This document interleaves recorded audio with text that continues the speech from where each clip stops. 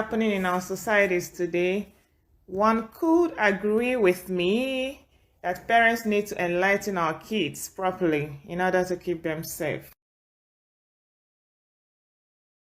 So, to make this much easier, I have decided to divide this into segments based on how the children's minds develop as they grow and what you can talk about in each of the stages. Come with me, let's do this together. Talking about children within the ages of 2 to 5. The children within this age bracket can talk, observe their environment. They do as they are told most times if met with good disciplinary measures. So please talk to them about good touch and bad touch. Tell them the names of their private parts. Please don't quote names. Tell it to them as it is. It's not wrong. So they can be able to take charge over their bodies.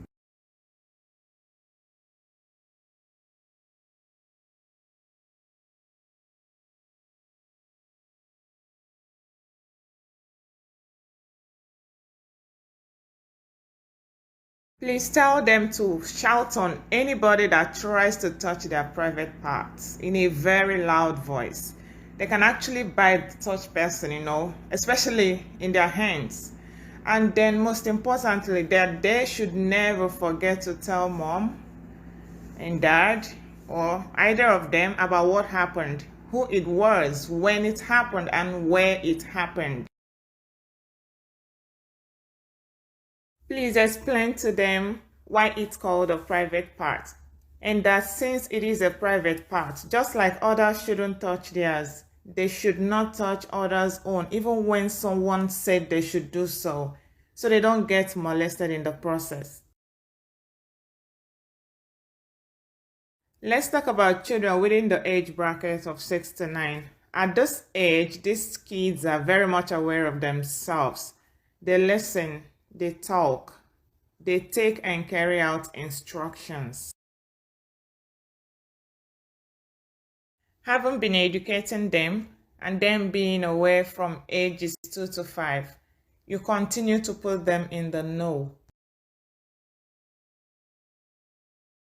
Always check up on them, ask them questions all the time. For example, if they have heard any foreign word from school, if yes, please find out what those words are and what they stand for.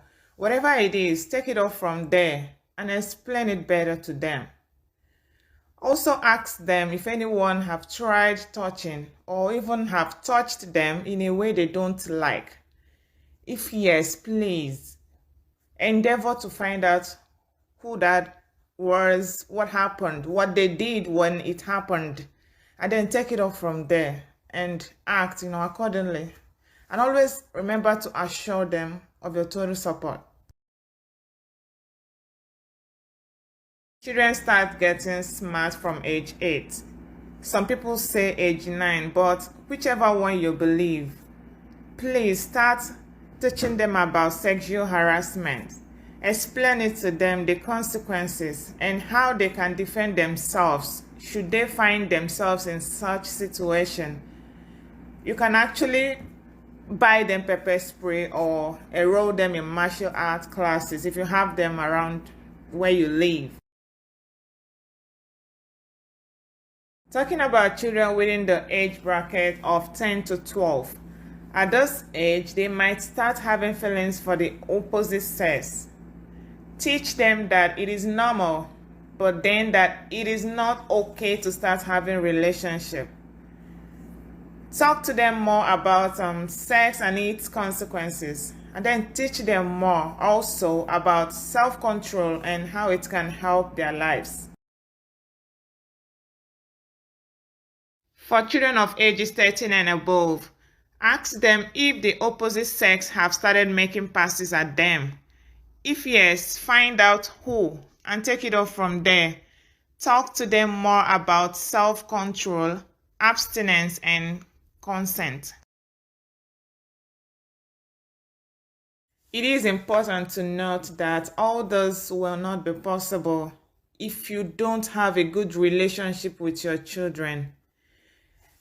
For example, if you run the kind of parenting whereby your kids fear you, don't feel comfortable telling you things, or that they are not even close to you, or even you being close to them. So parents, please try as much as possible to establish a good relationship between you and your children. Compliment them more often, play responsibly with them, and always assure them of your love for them. All this presents good environment to bring up the topic of sex education, especially for parents who don't even know where to start from, so that those children don't fall into the wrong hands. Wrapping up, I want to share some common facts from the different stories of sexual abuse meted out on those children. This is very important that we keep it in mind. Number one is that these perpetrators are usually family members, close friends of the family, and people trusted by the family. They also choose their victims carefully, so we ought to be watchful over our kids. The victims are usually withdrawn or behaved in an abnormal way. The victims tend to avoid their abusers or go into places they are abused. The victims are mostly not believed, so they tend to keep what happened to themselves until they can speak up. So parents, please keep all this in mind. Always check on your children. Observe when they are withdrawn, who they avoid, places they avoid. Find out the reason and do something about it.